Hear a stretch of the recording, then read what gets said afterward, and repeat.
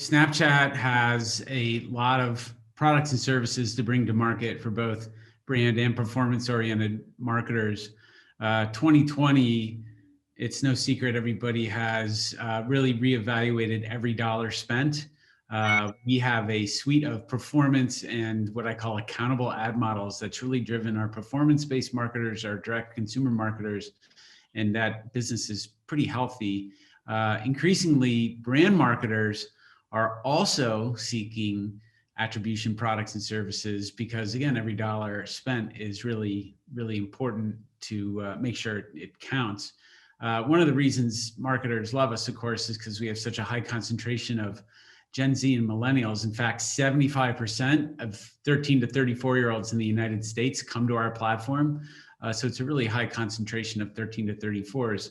And once they're here, in addition to those performance and brand ad models, we've got augmented reality. What's funny is, today we're up to 238 million daily visitors across the world, and 180 million of those people every single day are encountering augmented reality. They're either creating it or experiencing it in some way.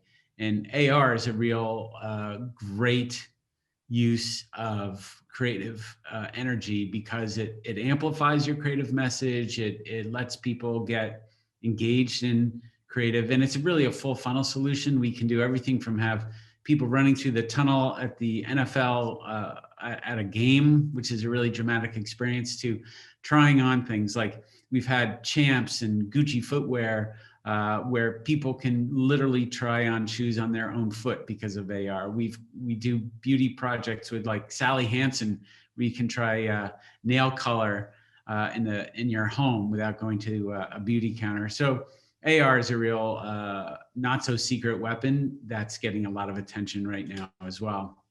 One of the nice things about Snapchat, in addition to it being a place for the Snapchatters to have great relationships with their friends and talk with their friends, we also have really deep and rich content from some of the world's greatest content providers, everybody from ESPN Sports Center to Cosmopolitan, Washington Post to NBC News, and all things in between. And one of the nice things about that environment is it's video centric. We've got commercials in that environment that are non-skippable, full screen, just what you would expect from a video asset.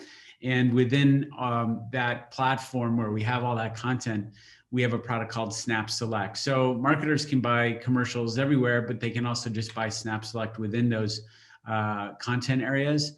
And it's something that's really been powerful in 2020 as marketers continue to love video, and they've come to the conclusion that, broadcast and cable television doesn't have a monopoly on video, of course, and we've got a huge audience consuming video on Snap against this really brand safe, wonderful content from so many providers.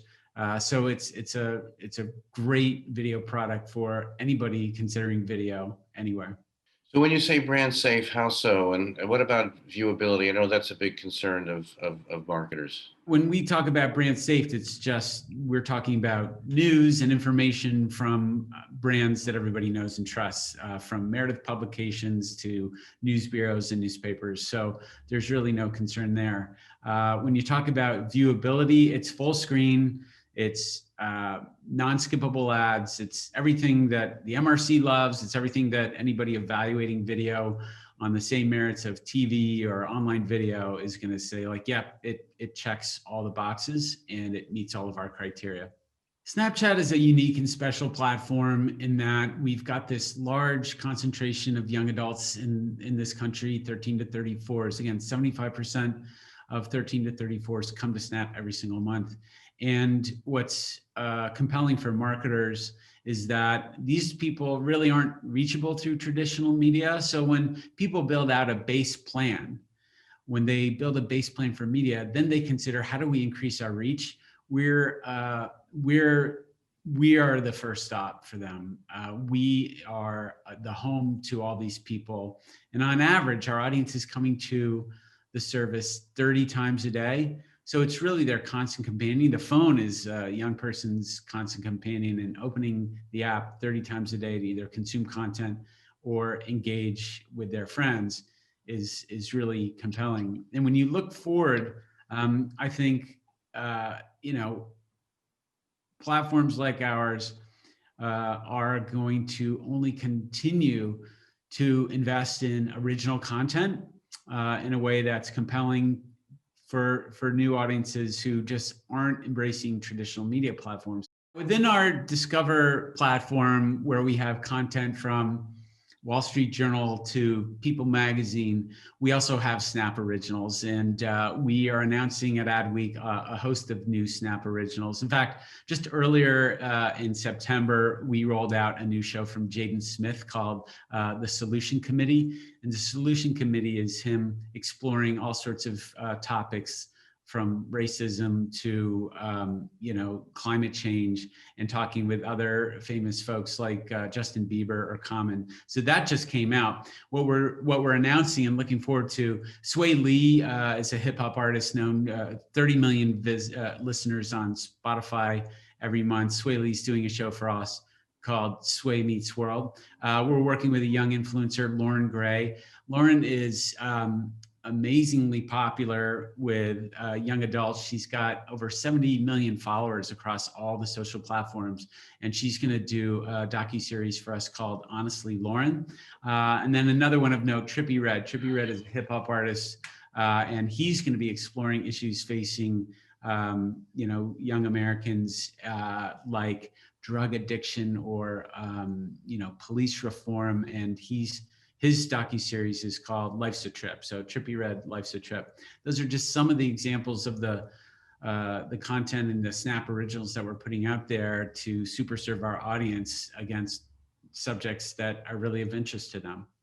When we think about going to market, we want to put our customers' needs first. People buy for their reasons, not ours. So what we've done is we've gone vertical. We want to have subject matter experts calling on subject matter buyers, sellers and buyers who talk the same language, whether it's in entertainment or finance or on demand or CPG, whatever. So we've verticalized.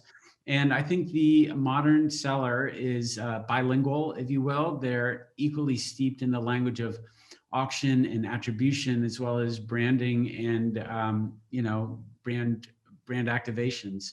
And those are the kind of people we're looking for, really in-depth subject matter experts who can really cover the whole gamut of marketing solutions.